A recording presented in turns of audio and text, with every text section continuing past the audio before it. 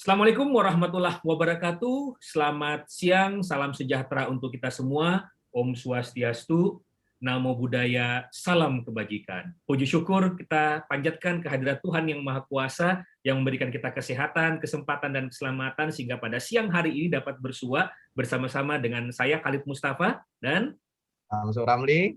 kami berdua kali ini bersama-sama ditemani oleh Bapak Setia Budi yang merupakan pelaksana tugas Deputi Monef dan Pengembangan Sistem Informasi LKPP dan sekaligus sebagai Deputi Bidang Hukum dan Penyelesaian Sangga. Di sisi lain di layar kita juga bisa melihat ada Bapak Imada Sudarsana, dari beliau udah kelihatan dari Bali, yang juga merupakan procurement spesialis dari KMN Partner. Pada kesempatan kali ini kami hendak berdiskusi spesifik dengan Pak Setio yang berkaitan tentang apa ini Pak Sam? Kita diskusi tentang Ya, ini membahas yang sebetulnya kalau boleh dibilang viral sih viral di kalangan pelaku pengadaan ya, karena video ini terus terang menjadi gambaran ada tanggapan umum yang perlu kita respon untuk segera kalau ada yang bengkok kita luruskan gitu ya, kalau ada yang benar kita dukung gitu, sehingga pemahaman tentang pengadaan barang jasa itu menjadi utuh. Dan video tersebut juga sangat layak untuk kita bahas bersama, apalagi hari ini kita bersama dengan Pak Setia yang sudah barang tentu sudah dikenal luas di seluruh pelaku pengadaan, bahkan mungkin juga yang non pelaku pengadaan juga sudah sangat kenal gitu ya dengan kiprahnya Pak Setia. Jadi saya pikir ini diskusi akan sangat bernas sekali. Bagaimanapun juga menurut saya video yang disampaikan oleh Pak Ade Armando ini harus kita respon dari sisi positif juga gitu ya. Artinya dari sisi positifnya adalah bagaimana pengadaan ini bisa diperhatikan oleh publik secara luas. Nah, tapi tetap karena ini dipahami oleh awam, tentu kita sebagai pelaku di lapangan perlu juga membetulkan posisi-posisi yang perlu kita betulkan. Demikian Pak Halil. Baik, makasih banyak Pak Sam. Pak Setio, izin mungkin kami menampilkan dari tadi kita bicara masalah video-video ya, tapi saya yakin yang menyaksikan video kita ini pun masih bingung video apa sih yang dimaksudkan oleh Pak Khalid dengan Pak Samsul Ramli ini. Izin kami menampilkan beberapa bagian daripada video Bapak Ade Armando yang nanti kita akan diskusikan dengan Pak Setio. Kira-kira apakah seperti ini kebijakan pengadaan barang dan jasa, khususnya alat kesehatan yang ada di Republik Indonesia? Izin ya, Pak Setio ya. Ya, monggo. Saya coba share. Oke.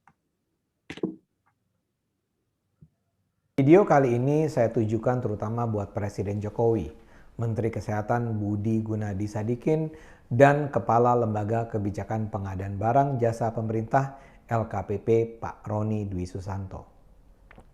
Mungkin bapak-bapak tidak tahu, saat ini ada persoalan serius dalam pengadaan alat kesehatan alkes di rumah sakit Indonesia.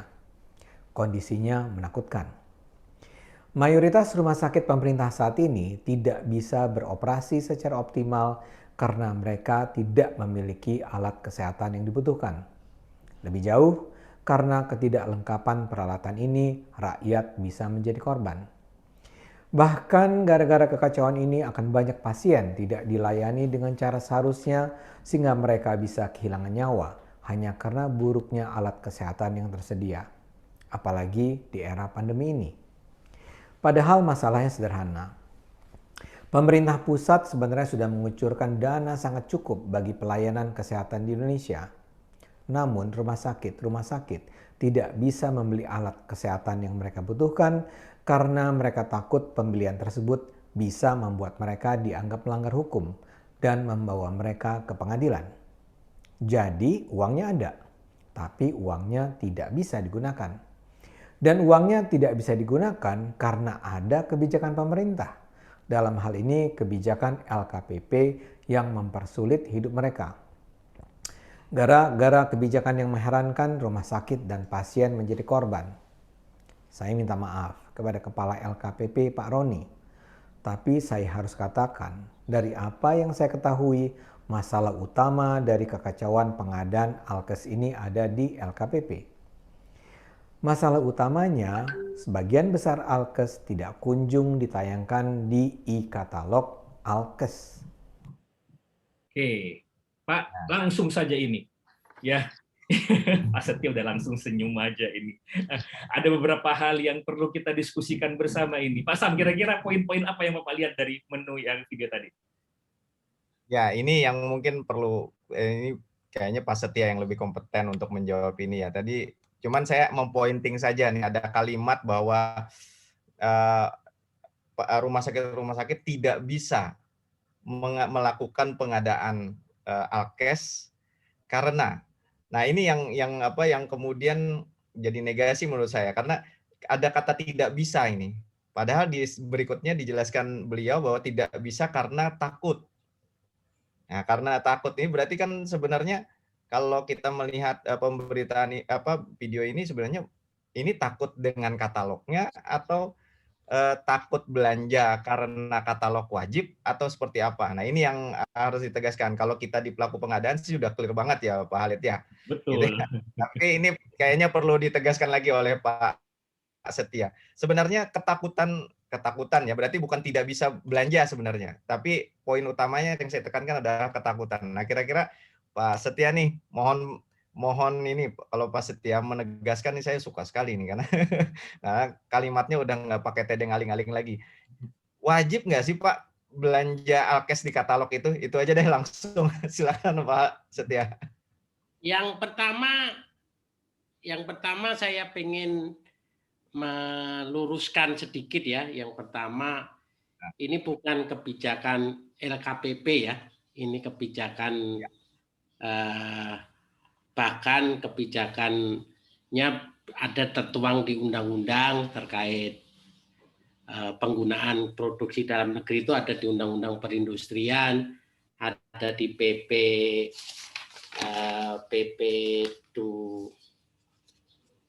29 tahun 2018 tentang pemberdayaan perindustrian. Kemudian memang di PP itu diturunkan di Perpres 16 dan Perpres 12, dan itu sebelum-sebelumnya juga sudah ada. Kalau kebutuhan belanja pemerintah kalau bisa dipenuhi produk dalam negeri tidak boleh impor. Itu pertama. Itu bukan kebijakan LKPP, itu yang bikin undang-undang kan disetujui oleh eksekutif dan legislatif ya.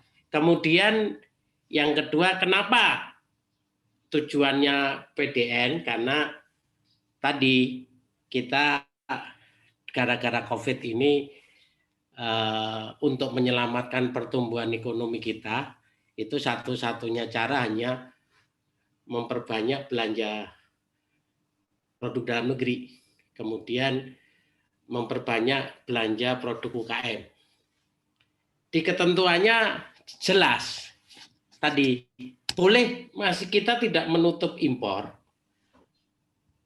Kita izinkan kalau produk dalam negeri tidak bisa memenuhi, baik secara kualitas maupun kapasitas ya, jumlahnya tidak terpenuhi, diizinkan beli impor. Tapi kalau sudah bisa digantikan barang impor tadi dengan barang PDN, itu tidak boleh.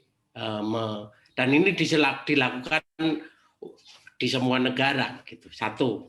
Kemudian yang kedua, terkait, saya luruskan juga, pengadaan barang jasa itu tidak hanya metodenya katalog.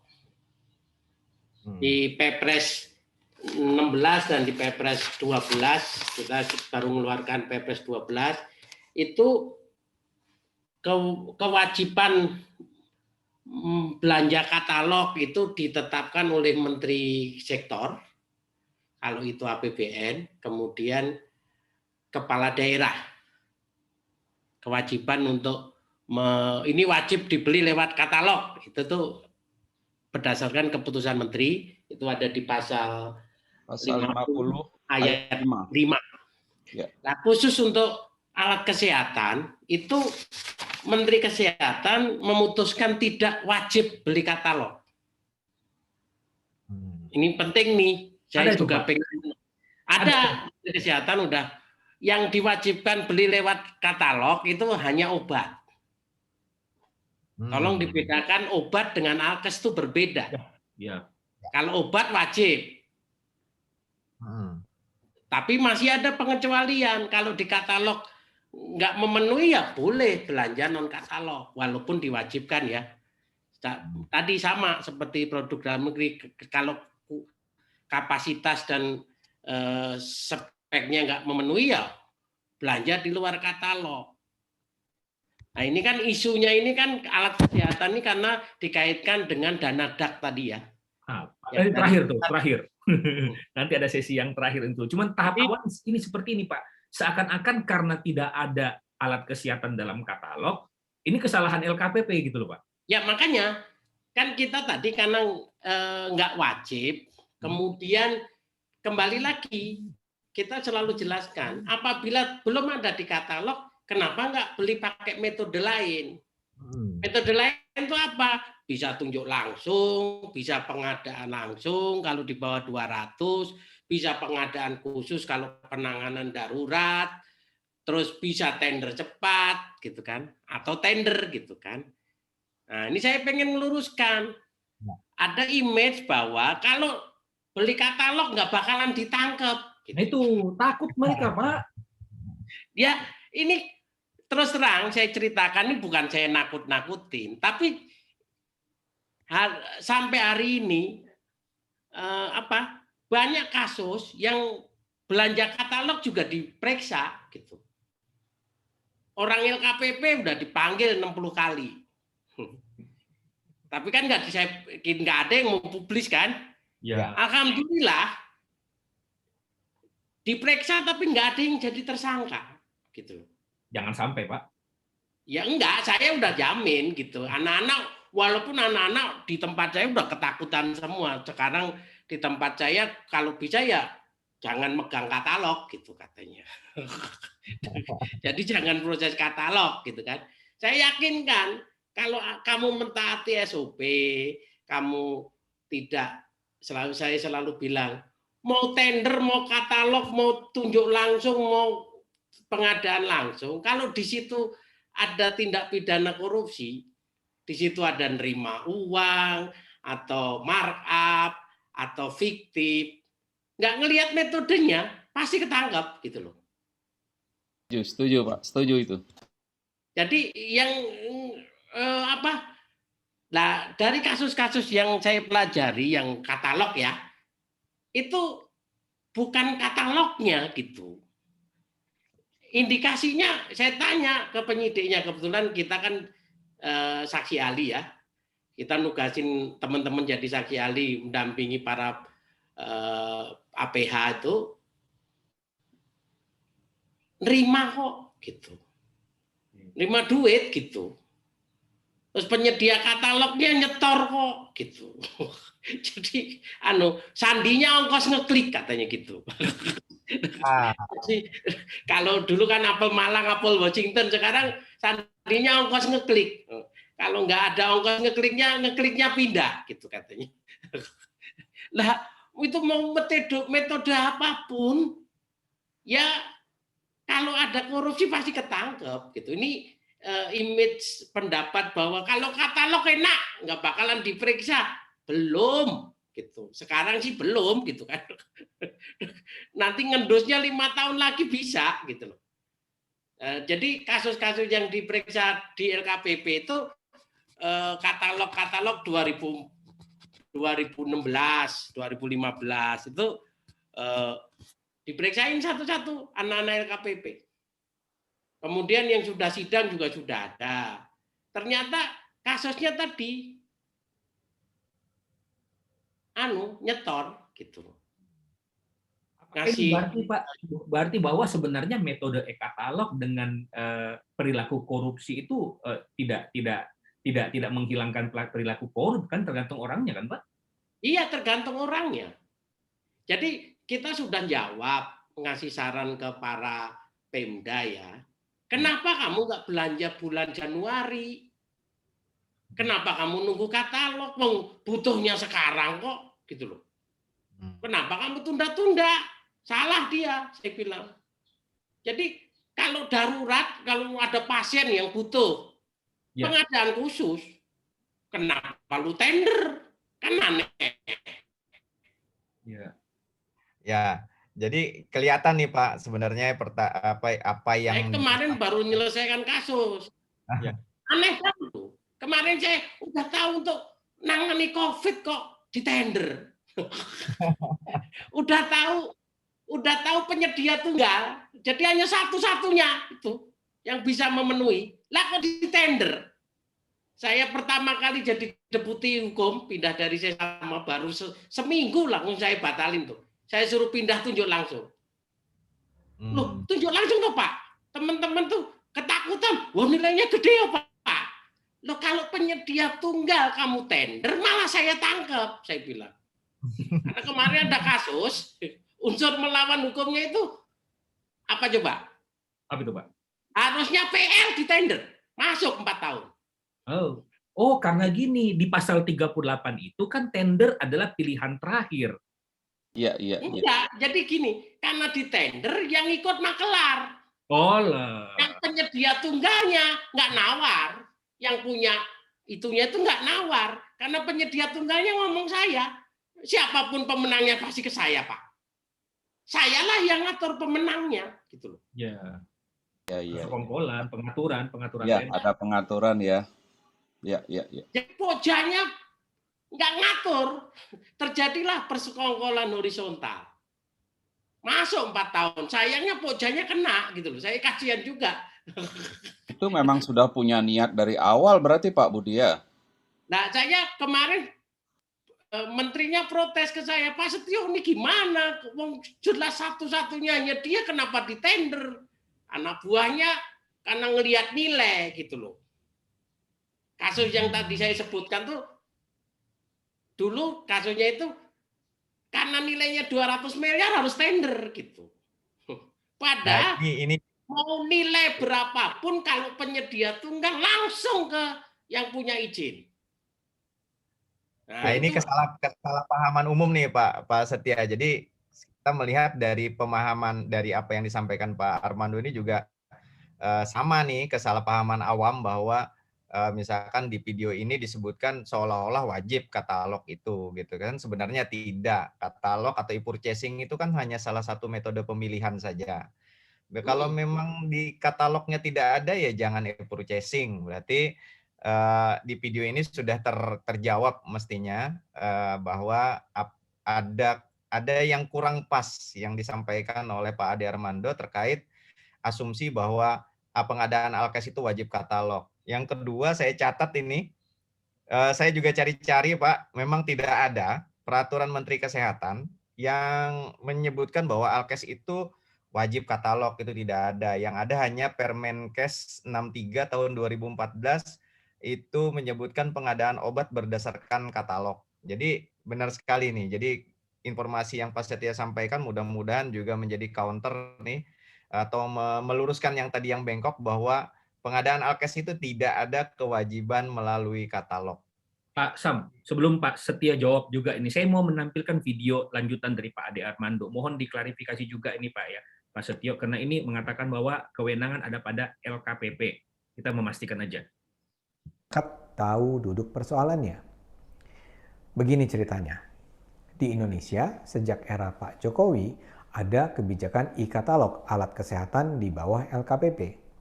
Jadi semua alat kesehatan yang hendak diperdagangkan di Indonesia harus termuat dalam e-katalog tersebut. Nah, ini Pak. Klarifikasi Pak Setio.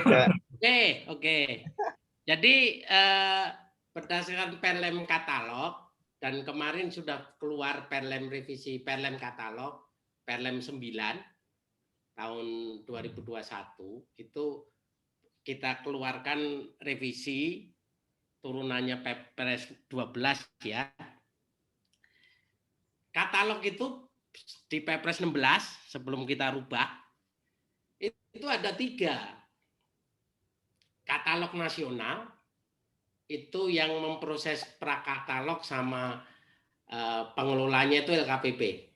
Katalog nasional itu katalog yang dibeli barangnya atau jasanya, kan tidak hanya barang ya, itu dibutuhkan seluruh KL Pemda. Jadi dibutuhkan secara nasional, sehingga yang memproses LKPP berdasarkan usulan masing-masing, bisa dari Pemda, bisa dari KL. Terus kita lihat, oh ternyata ini dibutuhkan seluruh KL sama Pemda lah, makanya ini kita jadikan katalog nasional. Kemudian ada katalog sektor. Katalog sektor itu katalog yang dibutuhkan hanya di kementerian tertentu, lembaga tertentu. Contohnya yang katalog sektor itu Alkes. Itu sebenarnya sudah kita serahkan ke Menteri Kesehatan. Obat itu sudah diproses oleh Menteri Kesehatan sebenarnya, walaupun tahun kemarin Pak Menteri, zaman Pak Menteri Terawan itu diserahkan lagi ke LKPP, nggak apa-apa, serahkan lagi. Tapi ini dalam tahun ini mudah-mudahan besok saya ketemu akan dikembalikan lagi ke sektornya, ke Kementerian Kesehatan. Alat pertanian itu sektornya Menteri Pertanian. Kemudian produk inovasi itu sektornya di Menristek, sekarang BRIN ya, karena Menristek udah dihapus gabung dengan di Dikbud, itu di BRIN. Kemudian kemarin sektor yang sudah tayang lagi PU tuh alat berat itu PU. Itu contoh katalog sektor. Kemudian yang ketiga adalah katalog Pemda. Katalog Pemda, barang jasanya yang butuh cuman Pemda tertentu. Pasarannya hanya di Pemda itu, di region itu. Cuman di ketentuan kita di Perpres 16 dan Perlem katalog itu, meskipun katalog Pemda boleh dibeli oleh Pemda lain asal seizin Pemda tadi yang memproses katalog, yang mengelola katalog itu diizinkan. Itu kemarin contohnya furniture di Sidoarjo itu dibeli di Kalimantan karena Pemdanya ngizinkan, walaupun awalnya ada di Sidoarjo. Itu contoh ya, contoh.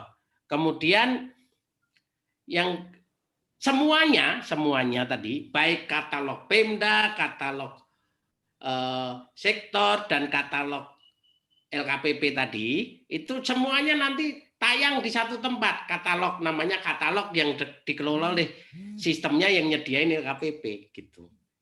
Itu jadi memang agak teman-teman itu kewenangan LKPP semua, enggak gitu.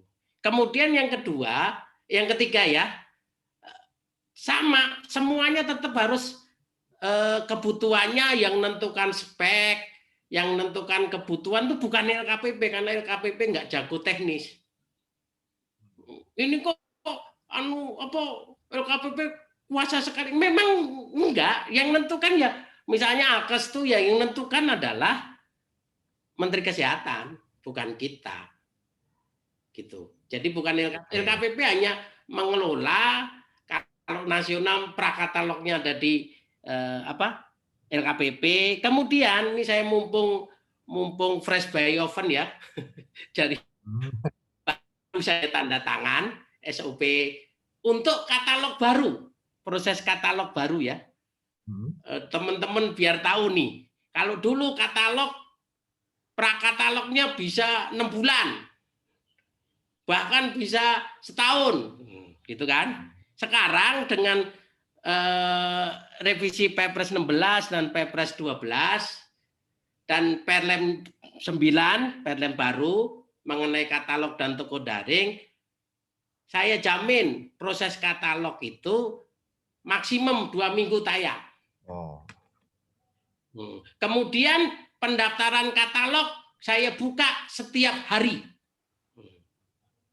Kemudian tidak ada bet-betan. Kalau kemarin kan dibuka tiap 2 tahun sekali, gitu kan? Oke. Sekarang Nanti ada di video berikut nih. Ada buka tutup dulu ya Pak. Nah, sekarang nggak ada lagi itu. Saya pokoknya begitu masuk, silakan di verifikasi, tidak ada prakatalog lagi, tidak ada proses pemilihan lagi. Kemarin kan ada proses pemilihan itu sudah saya hapus di Perpres 12. Ya. Cuman verifikasi saja, jadi sederhana. Verifikasinya cuman ngecek izin perusahaannya sama barangnya ada izinnya enggak. Kalau alat kesehatan harus punya izin edar, obat harus punya izin edar. Kalau enggak punya harus memenuhi standar apa, misalnya apa tuh? Kalau SNI misalnya. Ya. Udah dicek itu aja. Terus harga tidak perlu negosiasi. Harga serahkan masing-masing penyedia. Nah, terus ada yang nanya, wah gila tuh Pak, nanti bahaya, gitu kan? Ya. Jadi caranya gimana ngontrol harga? Tadi kita buka tiap hari, pemain baru silakan masuk. Jadi kayak pasar, kayak di pasar gitu, di luar. Tiap hari kompetitor silakan masuk. Kalau kemarin kan harga 2 tahun tuh. Pemain baru nggak bisa masuk kan? Padahal pemain baru sebenarnya sudah ada tuh yang harganya lebih murah gitu loh. Tapi tetap nggak bisa masuk katalog karena batch-nya 2 tahun sekali gitu loh. Sekarang sepanjang hari kita buka, tapi jangan Sabtu Minggu maksudnya. Sepanjang itu hari-hari kerja ya. Daftarnya setiap hari silakan. Kemudian tidak ada istilah gugur tidak nanti karena bukan pemilihan. Kenapa? Ya kalau nggak memenuhi kurang syarat nih misalnya, Pak, NIE-nya belum saya lampirin, silahkan lampirin nanti. Kapanpun kamu penuhi langsung tayang, gitu. Penuhi tayang. Jadi nggak ada tuh, nggak memenuhi syarat Pak, nggak ada, gitu. Mudah-mudahan dengan terus kalau sudah tayang terus tayang, nggak ada masa berlakunya. Akan kita turunkan kalau dia KKN, dia nipu, nah turunkan, udah. Atau persediaannya habis Pak ya, turun atau persediaannya habis ya. Persediaan habis kan nggak bisa dipurchase kan, pasti di situ terpampang. Saya udah habis gitu, ya kayak marketplace lah gitu. Jadi saya benar-benar udah menyederhanakan proses ini. Jadi ini nanti terus nanti pas purchasing-nya yang saya rubah. Jadi supaya tadi keraguan harganya nanti gimana Pak? Diserahkan ke dia. Waktu purchase ada 3 cara. Kalau barangnya cuma 1, yang ada di katalog cuma 1, satu-satunya yang bisa memenuhi kebutuhan itu hanya 1, negosiasi. Setiap PPK atau yang nanti lewat pojak harus dinego harganya. Kemudian kalau lebih dari 1, bandingin harga. Atau dia auction. Jadi kita sudah baru nyiapin ini. Jadi nanti di auction tuh setiap PPK, tapi auctionnya nggak ketemu. Auctionnya pakai sistem. Jadi yang menentukan pemenangnya nanti sistem. Nggak ada campur tangan pojak. Semuanya transparan. Nggak ada yang bisa diutek-utek oleh orang gitu. Jadi kalau saran KPK, Pak Setio jangan sampai ketemu ya. Ya Pak, saya jamin nggak ketemu antara Poja sama sehingga nggak ada ongkos ngeklik lagi gitu. Karena semuanya terbuka semua, orang bisa ngelihat gitu. Itu yang di SOP yang sudah saya teken, mudah-mudahan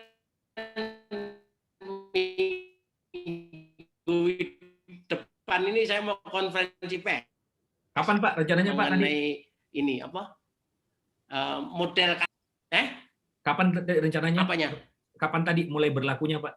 Kalau nggak Senin, Selasa besok. Saya rencanakan konferensi pers supaya rakyat tahu nih.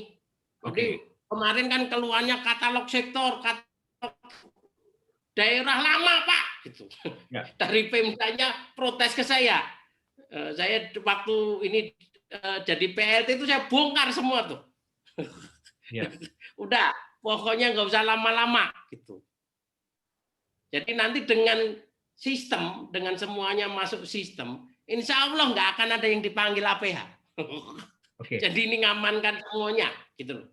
Baik, Gitu. kalau gitu begini Pak, saya langsung putarkan videonya dan otomatis ini akan tersolve dengan yang Bapak sampaikan terakhir ini. Pak ya, karena yang Bapak sampaikan ini juga menjadi concern dari Pak Ade Armando. Kita langsung lihat kembali Pak ya di video berikut ini. Sampai akhir tahun lalu. Beda dengan misalnya Tokopedia, pemuatan penawaran produk di e-katalog LKPP ini tidak bisa dilakukan setiap saat.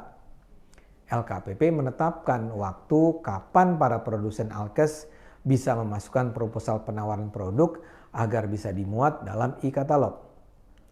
Terakhir kali penawaran dalam jumlah besar itu diunggah pada 2018. Pada Desember 2020, kontrak pemuatan penawaran sebagian besar produk berakhir. Karena itu, pada 2021 seharusnya ada e-katalog alat kesehatan baru. Tapi agar e-katalog itu bisa ditulis ulang, seluruh proses pengajuan, pengujian ulang, pemeriksaan, penetapan harga harus diulang. Sebenarnya sih harusnya semua juga nggak rumit. Seharusnya ditinjau saja daftar produk yang sudah termuat dalam e-katalog dan diperbaiki, ditambahkan, dikurangi, dan diubah bagian-bagian yang perlu berubah.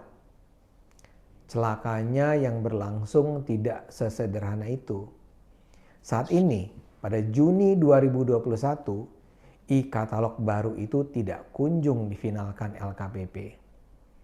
Jadi penawaran produk-produk lama sudah diturunkan, di take down, sementara penawaran versi terkini tidak dinaikkan. Memang masih ada yang termuat di e-katalog, tapi yang ditawarkan cuma sekitar 12% dari seluruh produk yang sebenarnya tersedia. Yang ditawarkan itu juga umumnya yang berteknologi rendah. Ini menimbulkan kekacauan luar biasa yang bisa mengorbankan nyawa dan kesehatan rakyat Indonesia.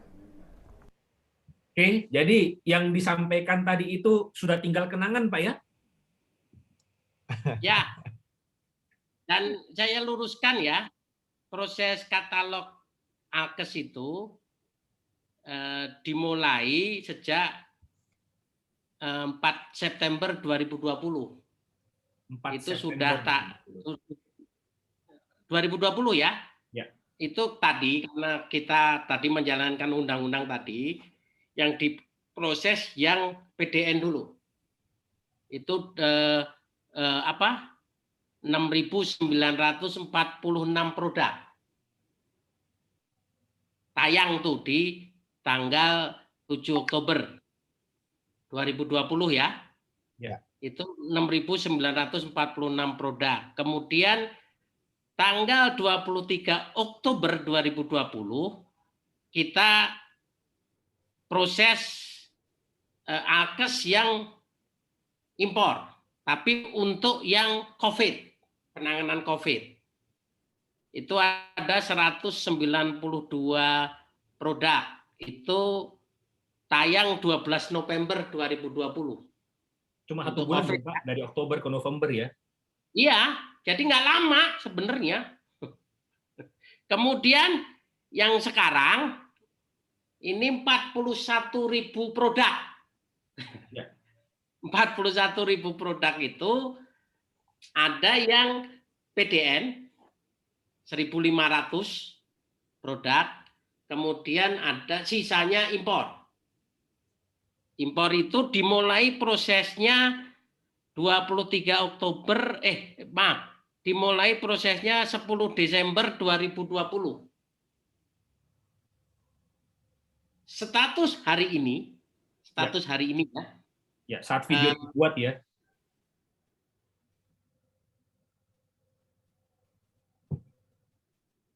Putus. Pak Setio? Terganggu. Karena saya baru pulang menyelesaikan. Ya udah. Ya, ada nyambung tadi sih Pak. Status hari ini Pak, pada saat kalimat status hari ini, putus tadi. Hari ini dari 41.000 produk, ada 96 perusahaan yang barusan semalam saya review ulang karena dari teman-teman inspektoratnya Kementerian Kesehatan itu ada catatan sehingga belum bisa tayang itu 27.000 produk. Sisanya sudah tayang. Sisanya hari ini dari 41 dikurangi 27 berapa berarti? 27 41 dikurangi 27 berarti 25 ya. Ya, 15.000. 24.000. 24.000 itu udah tayang. Yang 27.000 kemarin sudah saya putuskan hampir 90% bisa tayang kalau nggak Selasa, Rebu. Karena besok tanda tangan kontrak. Besok 96 penyedia itu sudah kita kirim draft kontraknya untuk ditanda tangan. Senin balik tanda tangan kontrak Pak Kepala. Langsung diupload tayang.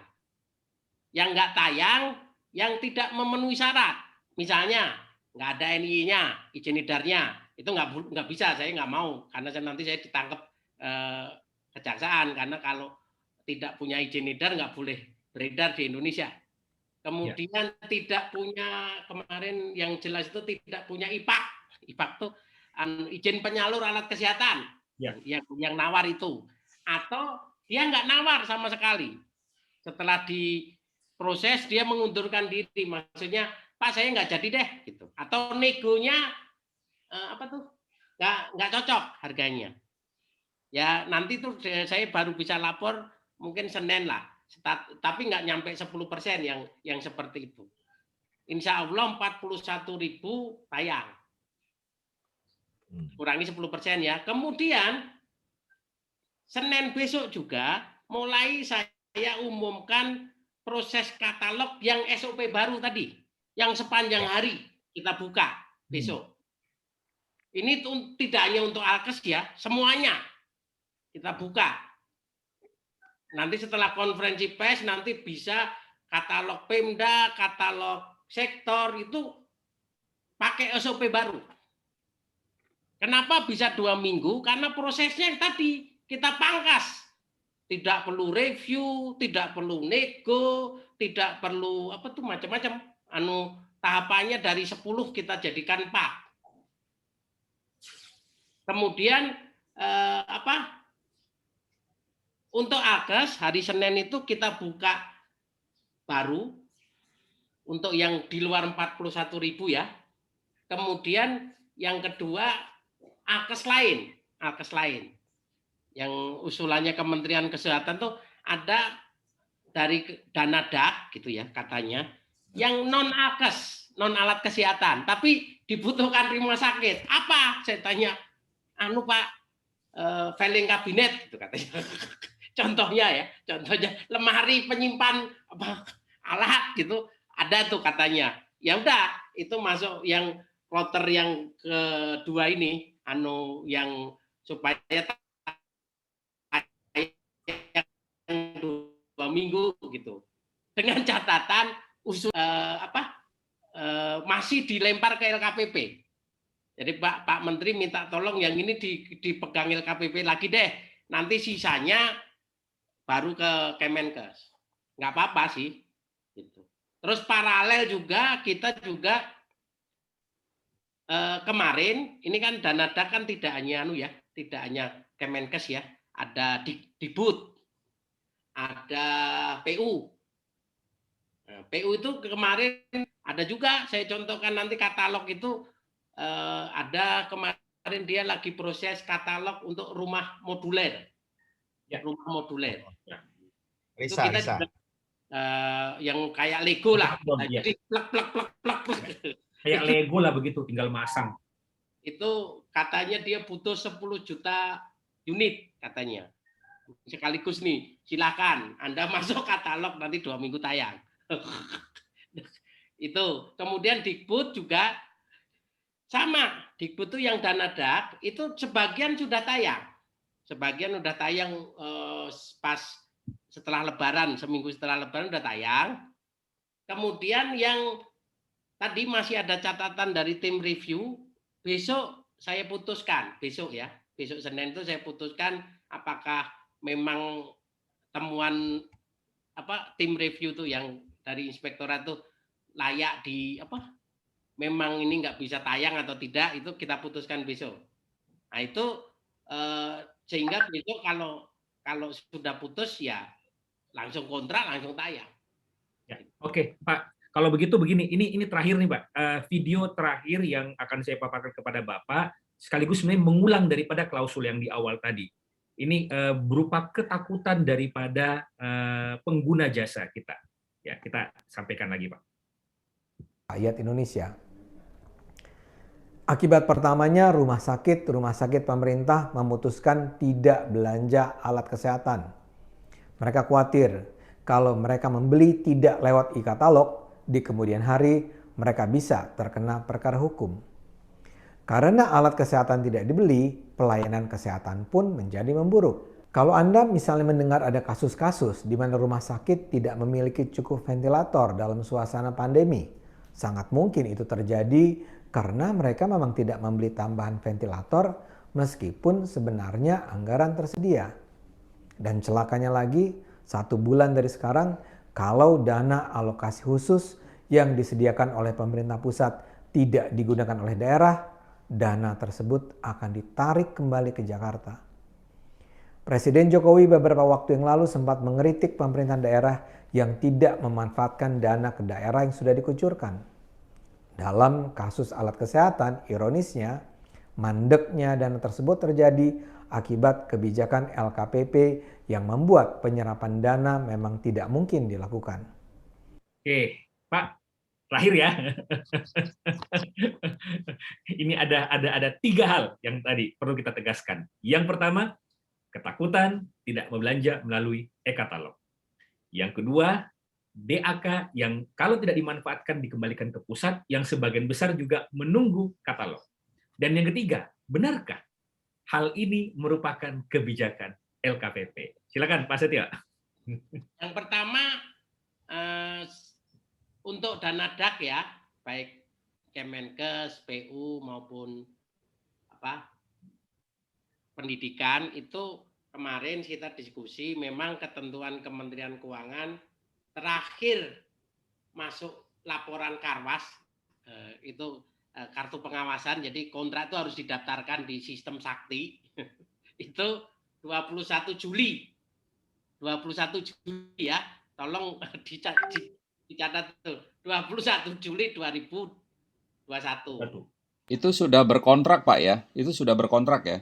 Kalau udah masuk Karwas berarti sudah kontrak. Gitu. Oh iya. 21 Juli.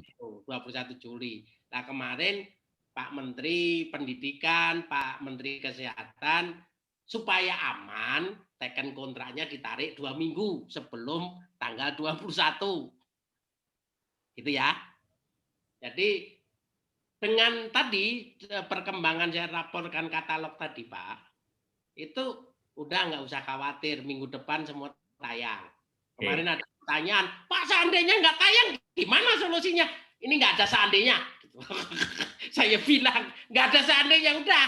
Nah, terus, kalau nggak ada yang di katalog misalnya nih, bukan karena kebijakan LKPP, karena nggak diusulin gitu ya, atau penyediaannya nggak lulus gitu, nggak ada izin edarnya, nggak ada IPAK-nya, nggak ada yang saya nggak mau nayangin gitu. Nah itu gimana caranya tadi, sesuai pasal 50 tadi, metode lain pakai. 38 ya, pasal 38 ya. Pasal 38 Pak. Pasal 3, yang maksudnya kan tidak wajib katalog tadi loh. 30 ayat 5. Oh, pasal 50 ayat 5. Gitu loh. Pakai metode lain. Kalau tadi yang di ventilator, udah jelas itu penanganan darurat. Kalau nggak bisa, ya beli pengadaan khusus, utang dulu, gitu loh. Jadi saya malah nyorotin, kalau Anda nggak beli pakai metode lain malah pidana, gitu. Jadi dia bisa dituntut sama masyarakat. Kalau dia tidak beli pakai metode lain, dia bisa dituntut. Kembali lagi, bukan masalah katalog, nggak ada hubungannya gitu. Mas pakai metode lain, nggak usah takut. Dan LKPP siap dampingi kalau Anda takut. Gitu. Oke, nah, ini yang penting nih Pak Sam. Nanti kita akan develop, kita akan ada program Probite audit ya. Dan Probite advisor Pak. Advisor. Ya. Kita dampingi supaya Anda tidak takut gitu. Terus KPK juga siap dampingi. Beberapa kemarin udah kita kolaborasi dengan KPK, dengan Kejaksaan, dengan BPKP. Asalkan tadi nggak ada yang nitip, nggak ada yang bersekongkol, nggak ada yang malak gitu kan, ya nggak bakalan diproses kok gitu. Dimintain keterangan ya, saya berkali-kali dimintain keterangan tinggal dijelasin apa. Dan saya ingatkan lagi di Perpres 16 dan itu pasal itu tidak dicabut. Pimpinan lembaga, kementerian, Pemda wajib memberikan pendampingan hukum, gitu loh. Wajib, bukan sunnah.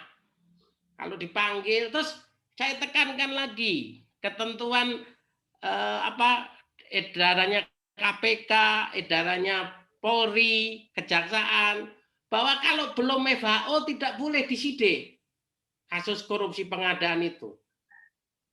Jadi kalau dipanggil ya dijelasin, Pak ini wong kontrak aja belum dipanggil gitu. Boleh sih manggil, tidak dilarang. Tinggal dijelasin aja, korupsinya mana Pak? Wong belum ada keluar duit kok. Kecuali kata Pak Mahfud yang saya baca di media dikorupsi sebelum APBN-nya disahkan. Itu sudah ijon dulu. Lah kalau itu ya kena memang gitu loh. Sudah diijon dulu kan, udah dibagi-bagi dulu, udah setor dulu, ya repot kalau begitu kan. Tapi itu bukan korupsi pengadaan, itu suap gitu kan, atau gratifikasi gitu loh. Jadi dari 5.000 kasus yang saya tangani sejak saya di Bappenas, rata-rata bukan karena PL-nya, bukan karena katalognya, itu karena terima duit. Kalau terima duit pasti harganya markup. Kalau harganya markup, kalau nggak ngambil harga, speknya diturunin. Ini kemarin ada panggilan lagi nih di pusat nih, tapi kasus di Pemda yang di pusat, maksudnya saya sebutkan di DKI, saya dipanggil, anak buah saya dipanggil, pengadaan alat berat. Diperiksa. Ya kalau udah ketemu ada indikasi ada yang nerima, ya udah nggak selamat itu. Walaupun katalog ya, itu kasus katalog tuh. Itu kasusnya udah lama tuh. Baru naik kemarin kayaknya baru sudah naik ke DIK-nya baru kemarin tuh. Ya sudah, nggak bisa selamat itu. Atau barangnya mungkin kemarin saya dapat laporan ada kasus gini. Barangnya itu kan katalog itu kan negonya udah berdarah-darah katanya.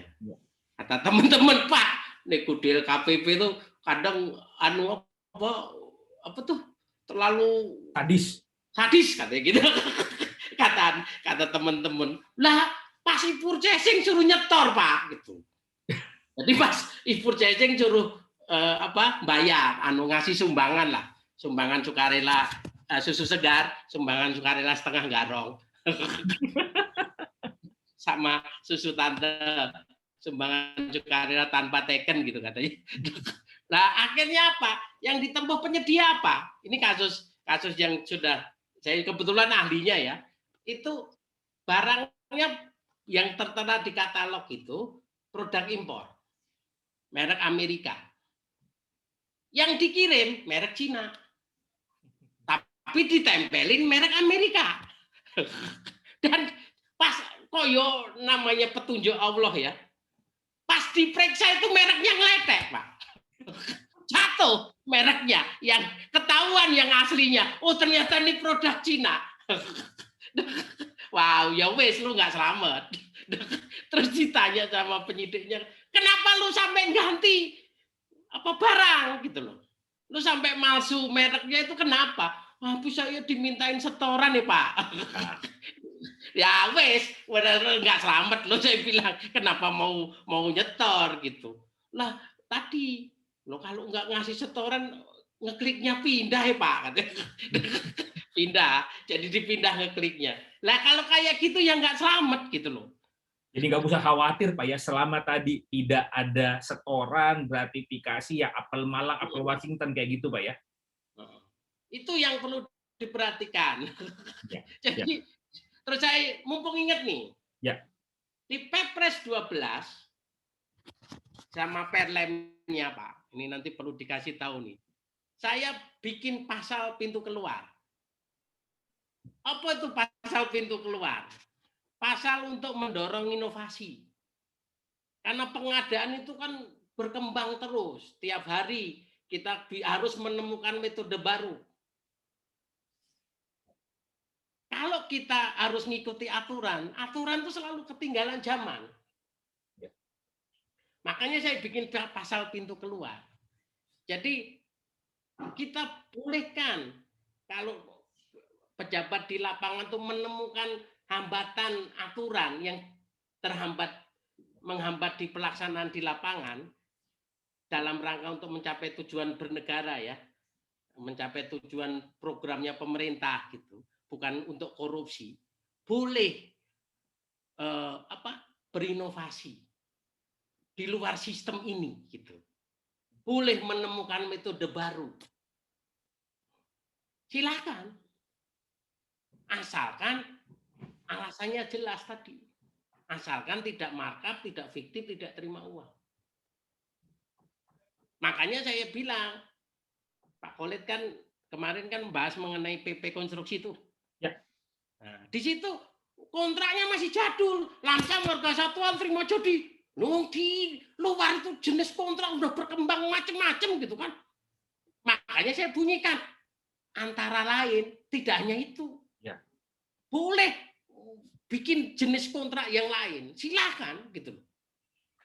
Jadi saya itu jengkel sebagai orang kontrak jadul banget itu zaman kuda gigit besi gitu kan. Di lapangan, di negara lain, di praktek, di swasta udah modifikasinya udah kita masih ngurusin lamsam, harga satuan, terima jadi gitu. Lalu yang baru malah cuma kontrak terintegrasi gitu. Alah. Saya bilang, udahlah, buka aja lah. Makanya, lah teman-teman itu kan nggak, ya kembali lagi, Pak tulis dong di dalam pasalnya. Makanya saya tulis di Perlem yang penggantinya PU itu, saya ada itu nanti. Ya. Karena dengan kalau Anda nggak ada pasal itu, mana ada pejabat pengadaan Poja yang mau berinovasi. Pokoknya aturannya begini Pak, kalau nggak mau gua gitu kan. Ya. Padahal pakai aturan itu masuk jurang gitu kan. Itu yang ini saya luruskan ya. Saya pengen teman-teman silakan berinovasi asal tujuannya untuk bernegara, bukan untuk korupsi. Gitu ya. Ya. Oke. Makasih banyak Pak Sam. Silakan Pak Sam. Ini sudah banyak yang kita diskusikan pada hari ini dan insya Allah ini akan tayang pada tanggal 7 Juni ya. Kita akan tayangkan pada tanggal 7 Juni. Silakan Pak Sam. Masih mute Pak Sam? Ya, terima kasih sekali nih Pak Setia, penegasan-penegasannya luar biasa sehingga kita tidak mengcounter menganggap bahwa video ini adalah suatu hal yang buruk, tidak. Tapi kita meluruskan bagian-bagian part-part yang memang kita harus luruskan. Jadi yang pertama yang harus diluruskan adalah bahwa tidak ada kewajiban wajib katalog untuk pengadaan alkes. Itu yang paling utama. Yang kedua adalah yang mewajibkan via katalog itu sesuai dengan pasal 50 adalah Kementerian Kesehatan sebagai pemegang kekuasaan sektoral. Nah, sampai saat ini tadi informasi yang penting juga perlu disampaikan, sampai saat ini Permenkes yang mewajibkan katalog adalah pengadaan obat. Itu pun apabila kebutuhannya ada dalam katalog. Jadi sekali lagi bukan mewajibkan mutlak harus melalui katalog e-purchasing. Kemudian Yang ketiga tadi yang penting juga disampaikan oleh oleh Pak Setia adalah melalui katalog, melalui purchasing juga tidak menjamin bahwa itu kemudian lepas dari tindakan-tindakan jahat atau yang disebut dengan tidak mungkin diperiksa. Ini juga tidak menjamin seperti itu. Ini perlu kita luruskan juga agar nanti justru alat e-purchasing ini tidak digunakan untuk hal-hal yang macam-macam gitu. Artinya masih tetap bisa dipantau, masih tetap bisa diawasi. Nah, kemudian yang selanjutnya yang penting juga adalah bukan LKPP yang menentukan apakah harus katalog, apakah kebutuhannya adalah katalog, dan seterusnya. Jadi LKPP hanya memberikan guidance berupa kebijakan-kebijakan. Ini juga penting karena di dalam video itu tergambar sekali bahwa seolah-olah sentralnya dan yang menerima kesalahan adalah semua tumpuannya adalah LKPP. Ini tentu harus kita luruskan. Kemudian kita juga melihat faktor positif dari apa yang disampaikan oleh Pak Armando. Sayangnya sebenarnya proses ini sudah berjalan seperti yang disampaikan oleh Pak Setia tadi. Apa-apa yang diharapkan oleh Pak Ade Armando untuk e-katalog itu sebenarnya sudah terjawab dari gambaran Pak Setia tadi. Misalkan SOP yang baru, yang insya Allah nanti Senin atau Selasa ini akan di press conference. Kita tunggu nih, ini reformasi betul-betulan di dalam pengelolaan katalog. Artinya tadi disebutkan Pak Setia prosesnya SPM-nya, standar pelayanan minimalnya adalah 2 minggu. Jadi maksimal 2 minggu sudah bisa tayang. Dengan syarat, nah ini juga bagian yang perlu kita tekankan, dengan syarat kebutuhannya diminta oleh sektoral, daerah, maupun pihak yang membutuhkan. Kemudian yang kedua, LKPP tidak menentukan syarat, tidak atau menetapkan syarat-syarat teknis. Syarat-syarat ini ditetapkan oleh kementerian, seperti misalkan Alkes harus ada izin edar. Maka LKPP hanya memeriksa izin edarnya ada atau tidak. Kalau tidak ada, maka tidak tayang. Itu tadi sudah disampaikan oleh Pak Setia. Kemudian syarat-syarat lainnya juga, itu juga harus dipenuhi oleh penyedia ketika akan ditayangkan dalam katalog. Yang paling menggembirakan adalah updating katalog itu berdasarkan permintaan atau pengajuan dari penyedia dan dibuka setiap hari kerja. Nah ini setiap hari kerja, nanti kalau setiap hari saja Pak Setia bisa nggak tidur-tidur nih. Setiap hari kerja di luar hari libur dan hari Minggu kayak dokter nih Sabtu Minggu ya. Nah ini mudah-mudahan ini menjadi trigger perbaikan di tempat kita untuk pengadaan Alkes khususnya, karena yang dibahas adalah pengadaan Alkes dan juga tidak menutup untuk pengadaan yang lainnya. Kemudian yang untuk dana DAK tadi sudah ditegaskan oleh Pak Setia, segera tayang.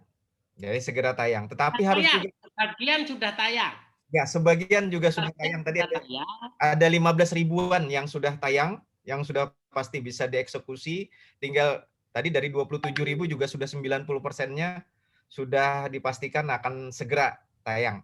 Nah ini juga kabar gembira. Tetapi sekali lagi juga kawan-kawan semua juga harus paham bahwa metode pemilihan penyedia tidak hanya e-purchasing saja.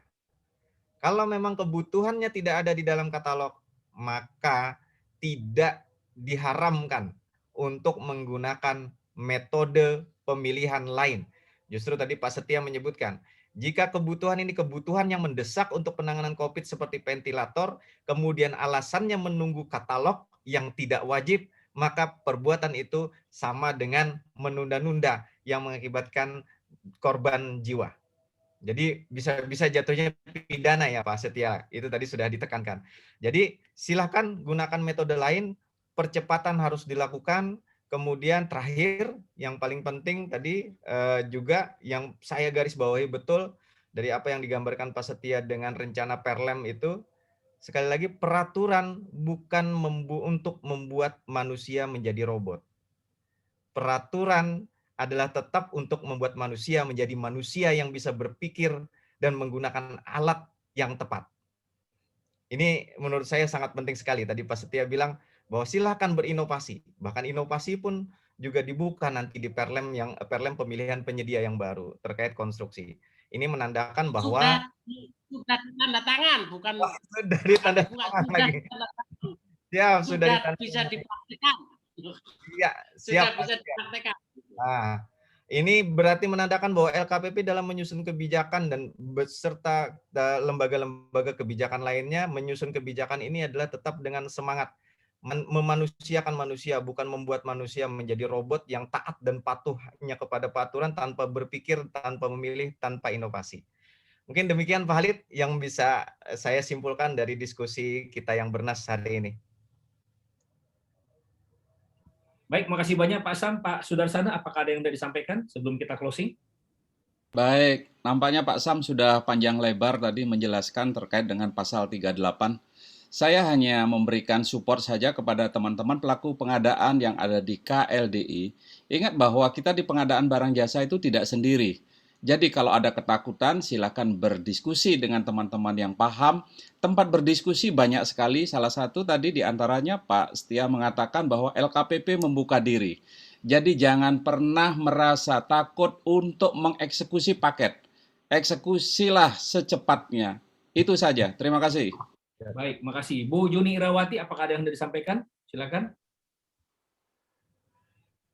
Nggak ada? Masih mute?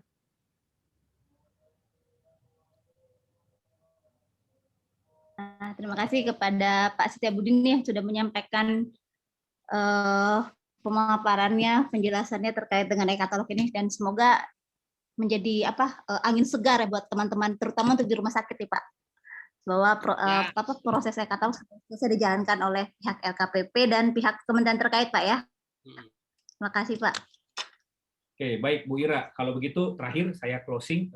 Yang paling pertama ucapan terima kasih yang sebesar-besarnya tentu saja kepada Pak Setia yang mengorbankan hari libur nih Pak di hari Minggu untuk berdiskusi dengan kami menjawab video daripada Bapak Ade Armando dan juga keingintahuan daripada seluruh masyarakat. Yang kedua, saya ada titipan pesan juga khususnya bagi rekan-rekan kita aparat penegak hukum dan rekan-rekan auditor. Khususnya APH. Ingat, yang Anda cari itu bukanlah kesalahannya, tetapi keserakahannya. Inilah yang menyebabkan banyak rekan-rekan kita takut mengeksekusi, karena yang mereka rasakan adalah seakan-akan kesalahan-kesalahan mereka yang sifatnya administratif yang dicari. Tadi Pak Setia berkali-kali menyampaikan bahwa yang sering terjadi di lapangan itu justru adalah perbuatan suapnya, gratifikasi, kemudian markup, persekongkolan, dan seterusnya. Itulah yang seharusnya diberantas. Ingat, belum tentu kesalahan adalah kejahatan. Yang dicari dan yang dihukum adalah kejahatannya. Dan bagi yang lain, ingatlah alat kesehatan ini adalah alat yang sangat-sangat membantu dan mendukung hajat hidup orang banyak. Bahkan mengandung hak asasi manusia, yaitu hak sehat dan hak hidup. Jangan sekali-sekali dikorupsi, jaga amanah yang ditekankan kepada kita semua. Demikian yang dapat kita sampaikan pada siang hingga sore hari ini. Terima kasih sekali lagi kepada Pak Setia dari LKPP, sahabat-sahabat saya, Pak Samsur Ramli, Pak Made Sudarsana, Ibu Juni Irawati. Semoga apa yang kita paparkan sekarang ini memberikan informasi yang luas kepada masyarakat. Saya Halid Mustafa. Saya Samsur Ramli. Pak Made Sudarsana. Saya Made Sudarsana. Juni Irawati. Saya Juni Irawati. Oke, salam pengadaan. Salam pengadaan. Assalamualaikum. Terima kasih Pak Setia. Ya. Ya, terima kasih banyak Pak Setia. Terima kasih Pak Setia. Sampai jumpa. Ditunggu